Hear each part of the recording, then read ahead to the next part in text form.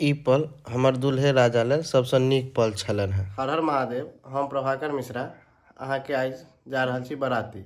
ठंडी मौसमके, ठंडी महीनाके जे कहियो आइ जा रहल छी पहिल बराती। ओहो पहिल बराती बढ़िएँ हाथ लागल। एहि दुआरे बढ़िआँ कहै छी जे ज़्यादा दूर नहि जेबाक छै।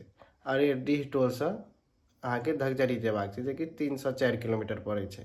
ठंडीके महीनामे ज़्यादा दूर जेनाइ ठीको नहि बुझाइत रहै छै, तऽ जाय पड़तै बराती। तऽ बरातीमे ज़्यादा ताम झाम हम नहीं केलहुँ हैं। नॉर्मल जे पहिरै छी वएह पहिर कऽ आइ निकलि रहल छी बराती। एहि दुआरे जे ठंडीसँ मजाक करबै तऽ ओ कहीं हमरासँ मजाक कऽ देलक तऽ भारी पड़ि जायत, कोनो बरातियो नहीं जा पायब। एखन शुरुए भेलैए।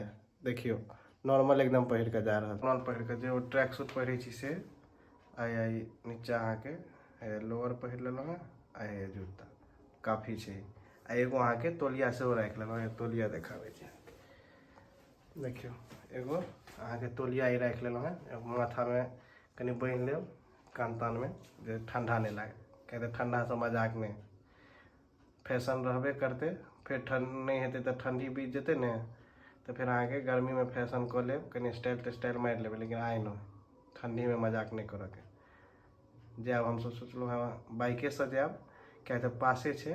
तऽ जयंत कुमार आबि रहल छथि तऽ उनके संगे जायब। आब हुनकर इंतजार कर रहल छी, एता तकर बाद निकलि चलब।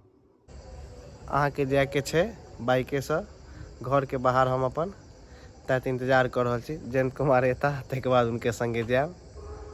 हैया देखियो हमर सब घरके बाहर देखै छियै। बहुत एतुका तऽ नजाराके बाते अलग छै। देखियौ तऽ बुझाइ छै जे हाँ जगह छै।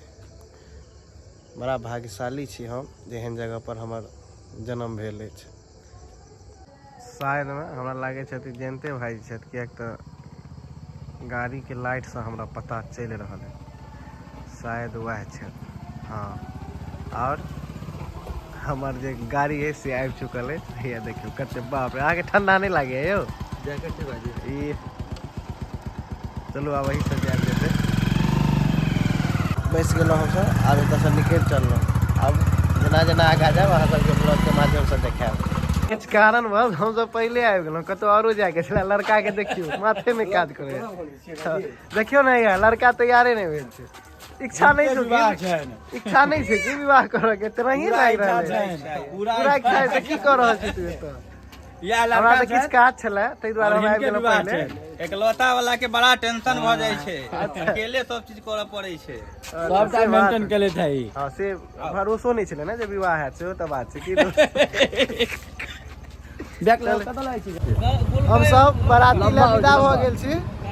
किछु आदमी बाइकसँ, तऽ हमसब आगाँ निकलि गेल छियै। देखियौ पाछासँ गाड़ी सब सेहो छै, लड़को वाला गेलखिन। देखियौ आबि रहल छी हमसब, धीरे धीरे आगाँ बढ़ि रहल छी। देखियो पाछा या गाड़ी सब जा रहल है। आब हमरा सबसँ आगाँ भऽ गेल।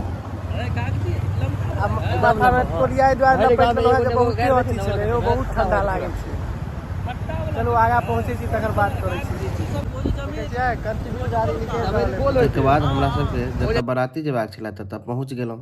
लड़का तऽ अहाँके गाड़िएमे छलथि है कि हमहूँ सब पहुँचलहुँ ओतऽ। स्वागत तऽ देखलिए बड़ा सुंदर होइत, पूरा टेंट सब एकदम सजायल जे छलै की कहू, बहुत बढ़िया।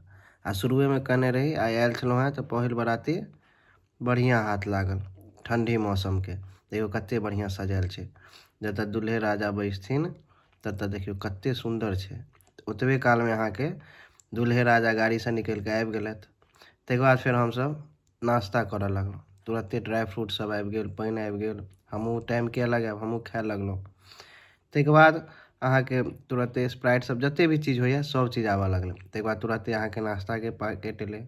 नाश्तामे देखियौ कते सुंदर चीज सब छै। ताहिके बाद दुल्हे राजा अपन जतऽ बैसबाक चाही ततऽ जाकऽ बैस रहला। आ देखियौ दुल्हे राजाके मुस्कान। ताहिके बाद अहाँके बरातीगण सब ओहो सब अपन टुटि पड़ला सब नाश्ता पर। एते काल सब अपनामे गप करै छलथि है। आ ताहिके बाद जखने नाश्ता मिललै सब आदमी टुटि पड़लथि, केओ पीछा नहीं। देखै छियै शिवानंद जी हमर दोकान छोड़ि कऽ सेहो टुटि पड़ल छथिन।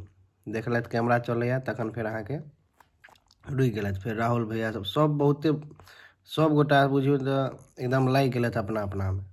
सब आदमी के जयंत कुमार उमर उमर करऽ लागलथि, मतलब बर्दाश्ते नहीं छलनि हैं। चचा सब सेहो छलथि हेँ ओतहि अहाँके भाईजी सब सेहो आयल छलखिन हेँ बराती, सब अपन टाइम निकालि कऽ बरातीमे पहुँचल छलथि हेँ।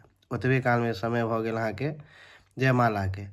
तऽ जयमाला लेल ओम्हरसँ लड़कीसभ आओर हुनकर भैयारीसभ जे होइ छै रिवाज, ओहि हिसाबसँ धीरे धीरे नन्हे नन्हे कदमसँ अहाँके आगाँ बढ़ऽ लगला। तकर बाद कैमरामैन सब अपने सब चीज अपन फोकस करऽ लगला, किएक तऽ नीक नहि बनबितथिन वीडियो तऽ फेर दिक्कते छलनि हेँ।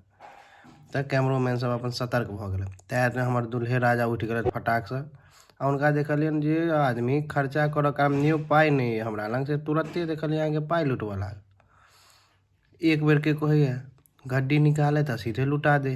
हमरा इच्छा भेल जे कहियनि कि यौ एखन पाइ की भऽ गेल, कतऽसँ आबि गेल एते, लेकिन नहि होबाक चाही। चलू कथी लए लोक कमाइ एतै, तऽ अपन केलथि खर्चा पानी, ठीक छै। ताहिके बाद फेर तुरंत अपन दुल्हे राजा आगाँ हाथ बढ़ेलखिन, दुल्हिन सेहो हाथ बढ़ेलखिन आ तकर बाद ई होबाक चाही, ई सबसँ बुझियौ तऽ नीक मोमेंट रहै छै। ताहिके बाद अपन फोटो शूट करबऽ लगला। ताहिके बाद फेर आसपासमे जतेक भी आदमी छथि सब अपन बराती सब देखऽ लगलथि।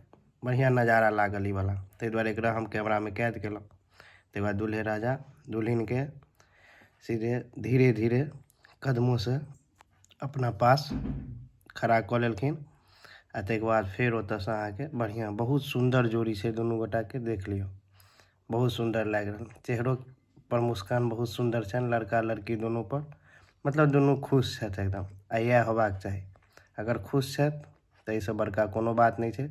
देखै छियै दुल्हाके अलगे मुस्कान छै, देख लियौ तऽ एकदम बुझाइ छै जे हँ चेहरा पर स्माइल छै। होबाको चाही, जेना ई दिन छै ताहिमे होबाक चाही। लेकिन एकटा काज हमरा बुते नहि भऽ पायल, जे अहाँके खाना खाइमे एतेक बिजी भऽ गेलहुँ हम